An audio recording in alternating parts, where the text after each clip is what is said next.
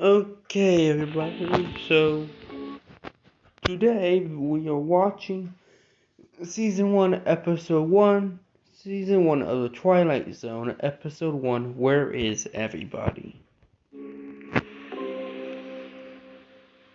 Hope I don't get copyrighted for this.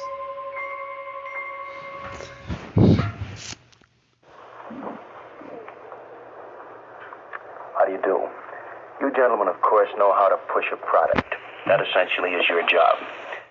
My presence here is for much the same purpose, simply to push a product. To acquaint you with an entertainment product which we hope and which we rather expect will make your product pushing that much easier. What you're about to see, gentlemen, is a series called The Twilight Zone. We think it's a rather special kind of series. Essentially, people watch television to get entertained. And the keynote of this series, the thing we're concerned with, the thing we're aiming for, the thing we're working toward is entertainment. This is a series for the storyteller, because it's our thinking that an audience will always sit still and listen and watch a well-told story.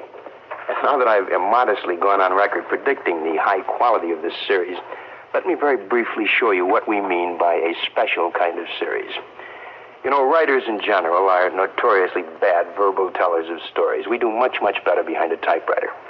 So I hope you'll bear with me while I tell you about a few stories that happen to be the first ones we're shooting in our current production cycle.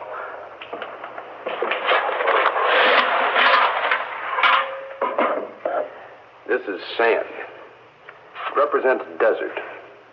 The desert that you'll see on your screen in a story we call The Lonely. The Lonely is about a man sentenced to a lifetime of solitary confinement. The confinement takes place on a sandy asteroid far out in space. It's the story about a man slowly succumbing to a kind of nightmarish loneliness, a gradual disintegration of mind and body because human beings have that palpable need for companionship. A most benevolent and compassionate official sends the prisoner a long rectangular box containing, well, a machine. A machine inside of a robot built in the form of a woman. It's a robot that talks and acts like a human being. A robot that thinks like a human being. Gentlemen, I can only tell you that The Lonely, which involves a man and a woman made out of plastic and wires with a machine for a heart, will provide a most bizarre experience.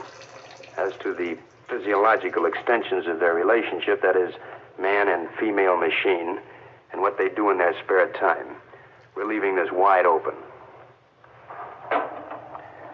Object and point here, a file cabinet containing a contract, all very legal and proper, except the party of the first part in this case. Well, what do we call him? He has a lot of names. Beelzebub, Mr. Scratch. No. Well, that happens to be the party of the first part in a somewhat charred contract. Only in our story, I'm which back we call now. Escape Clause. His name is simply Mr. Cadwallader. As portrayed, he has all the charm of a well-tipped waiter. He makes a deal with a little man who has a psychotic fear of dying. It's really a simple contract. Mr. Cadwallader supplies the immortality, Yes, it is. and the little Really man simple. supplies his soul. And then our little man proceeds to live it up, or down, depending on the moral view. But he gets bored with immortality, and he then proceeds to live a very out-of-the-ordinary kind of a life. A life best described as simply violent.